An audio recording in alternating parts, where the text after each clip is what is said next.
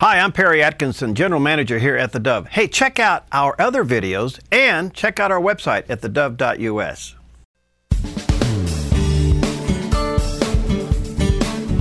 Well, welcome back. We are delighted to have back with us today Dr. Lowell Ponte. He's a former think tank gentleman, and he's also an editor of Reader's Digest magazine. He has authored quite a few books, and The Great Withdrawal, The Great Debasement, The Inflation Deception, The Crashing of the Dollar, and his latest book he's co-authored with Greg Smith, Don't Bank on It. There's a picture of the book there on the screen. You may want to check it out at Barnes & Noble or at Amazon.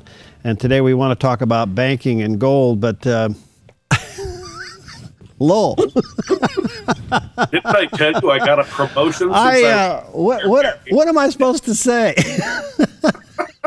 Well, this is the only thing I had laying around that had much gold in it, so thought it might be appropriate. Oh, it is. Oh, it's fantastic. Anyway, he's wearing a headpiece this morning.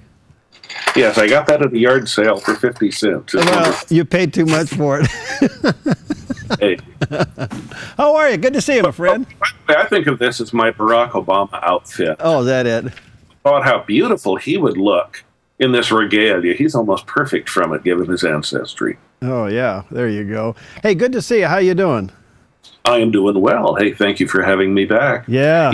Well, don't bank on it. How in the world did we get into such a book? Craig and I have a mutual friend. She'd been going to the same bank for 20 years. It was one of those banks where all the tellers smile and greet you by name when you come in, and they're also happy to see you coming in to make a deposit. And then one day, she came in and said, "Today I need to withdraw $25,000 in cash." And suddenly all the smiles vanished. And suddenly a manager was by her side saying, "Why do you need this money? Do you have a note from your father allowing you to withdraw?" Now, she's 45. "Do you have a note from your father allowing you to withdraw this money? What do you need it for?" And she's looking at him like, "This is my money. Why are you asking me what I'm going to do with my money? It's just your job to give it to me." Well, it turned out all that day they refused to give her back her money. And in fact, she had to come in the next morning with a lawyer before they would give her her money from her account. And we're fine. We discovered as we researched it that this is going on all over the U.S. and Europe right now. Wow. And we thought to ourselves, oh, yes. I mean, if you want a large amount of money in cash, now they'll give you a check that they can withhold cashing for 10 days or so. But the banks are actually running pretty close to the rims right now. See, we have a thing called fractional reserve banking, which means, if you remember the movie It's a Wonderful Life with Jimmy Stewart, there's a scene where the people are staging a run on his bank. They all want their money back because they're afraid, because they know he doesn't have enough money in the bank to cover everyone. And that's the way all our banks are, by the way, nowadays. And Jimmy Stewart says to them, well, Joe, don't you understand? Your money isn't here. It isn't in the safe. It's in Mary's house. We lent it to her, and she'll try to pay us back as best she can. That's the way our banking is today. Now, the catch is we've all felt safe about that because we see that little gold square in the corner of a bank's window saying insured by FDIC, by the Federal Deposit Insurance Corporation. And so we said, why worry? You know, this is all insured. The only catch is when Craig and I investigated that, the FDIC at any given moment only has reserves of about $37 billion. And on top of that, all it has is a promissory note, a rather vague one, from the Treasury and from the Federal Reserve, saying in the direst of emergency, we might back you with another $500 billion worth of gold. Terribly reassuring until you realize the FDIC today is insuring $7 trillion worth of gold. So it has the ability at best to cover only 1 out of every $14 it insures. So we have fractional reserve banking protected by fractional reserve insurance. And by the way, this doesn't apply just to individuals. This also applies to governments. 2 years ago, Germany, which had been storing part of its gold in the Federal Reserve Vault in New York City, lest it be invaded from the east by the Soviets, Germany said, we have 1,536 million or metric tons of gold in your vault. We need back 84 tons, just a tiny fraction of that. The Fed looked at them and said, well, it will take us 7 years to give you back 84 tons of your gold. Well, Gee, can we then send a team to at least audit our gold? No, you will not be allowed to audit your gold in our vault, said the Federal Reserve. Well, did we send a German official just to look at our gold from 10 feet away? No, you will not be allowed to even come and look at your gold in our vaults. So you see, the private banks, the Federal Reserve, which is also technically private in many ways, you can't necessarily count, even in good times, on getting your money back when you need it. Imagine what would happen if there were an economic collapse. And you have to realize your money literally doesn't exist in their vaults anymore. It exists only in their computers as little electronic blips. And if anything disrupted those blips, your money is gone. And as we sit here talking, Perry, there are in communist China 125,000 full-time soldiers in the Chinese military who are cyber warriors. Their only job every day is to put on their uniform and sit in front of a computer screen in Shanghai and hack into Western computers, especially banking computers. In fact, the biggest of our banks, J.P. Morgan Chase, just a few days ago, acknowledged that hackers had broken into 76 million of its account records. Not the whole account, but enough to show you how vulnerable we are, having rebuilt our whole civilization on computers that have never stood the test of time. We don't really know how vulnerable they are. So what are you suggesting here, Lowell? What's the individual to do? And the other, and second to that question is, it appears that the consolidation of banking, what is that leading to? I'm seeing big banks buy up other banks, buy up other banks, buy up other banks. Yep. Where's this going? Well, ultimately, it's going to the nationalization of banks, which has almost happened de facto anyway, because government has so much regulatory power over banks now, they can command banks to do anything they want. And they have been more than happy to do that, to use the banks as their own ATM machines. For example, starting under Jimmy Carter, they ordered the banks to issue $1 trillion worth of mortgages to people who would normally not be considered mortgage worthy.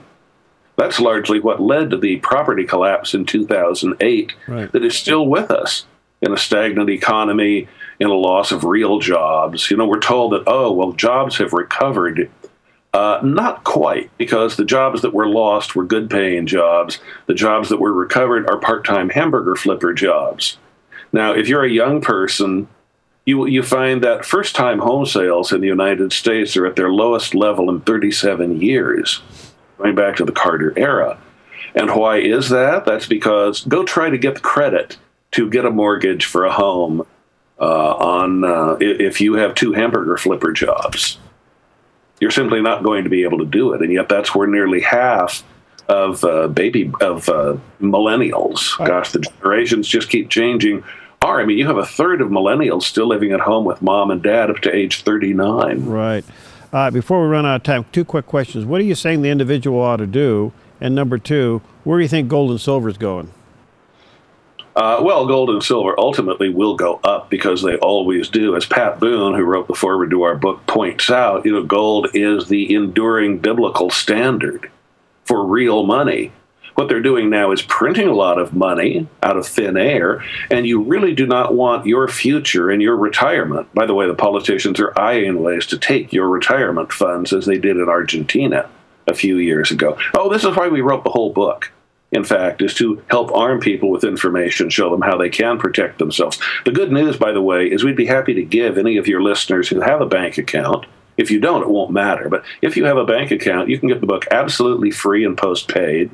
Will not cost you a penny. All you need to do is call a toll-free number, 800-630-1494. That's 1-800-630-1494. Or as I like to say, think of Columbus sailing the ocean blue in 1492, but not quite.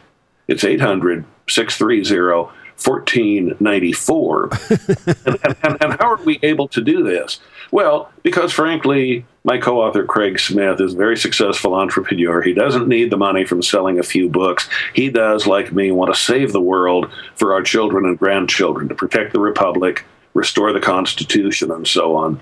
And so we show people how they can protect themselves and how we can work to get back to honest money, honest banking, and so on, that isn't entirely under political control, especially in an age where we're right on the verge, Perry, of going to the cashless society. Right. which all transactions will be hackable, trackable, and taxable, in which everything you do will go through a government computer and probably automatically have 20% deducted from it.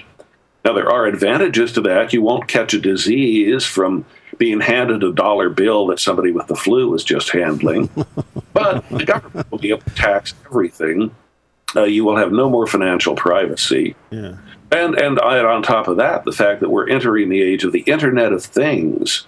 By 2020, there will be 50 billion gadgets in our home that have some kind of computer chip in them. Okay. And that chip becomes a back door through which hackers, I mean, if you can, for example, lock your back door or make sure it's locked remotely from your cell phone, I guarantee you a hacker can use that same technology to unlock your back door. And through that kind of computer chip, and they've already found some in refrigerators, the hacker chips built into your refrigerator that were being used to break into a home computer system and from there into your bank account. So, I mean, we're in some ways becoming more vulnerable than ever before to this sort of attack. And doubtless the attacks are much more severe than you've been told. Yeah. And then you realize that the government wants your money because it's going broke. And it all becomes very disquieting, especially when, what are they paying you for taking the 20 risks we analyzed in our new book, Don't Bank on It, in order to take those risks? Why, they're paying you nothing. They're paying you, what, 1/2% interest? So it no longer even makes rational sense to keep very much money in a bank account. Well, Lowell, thanks. I'm out of time. I'm going to have you back. Dr. Lowell Ponte with us again. 1-800-630-1494. 1-800-630-1494. If you want to get a free copy of the book, Bank or Don't Bank on It. Or you can go to their website, don'tbankonit.org, right? Don't Bank on It book. Yeah. .org. Somebody else got to Don't Bank on It first. Don'tbankonitbook.org. All right. Hey. But the postage free and everything. It won't cost you a thing. Great Christmas gift. All right. You're a blessing. Thanks, my friend. We'll have you back soon. Good to see you again. We'll be right back.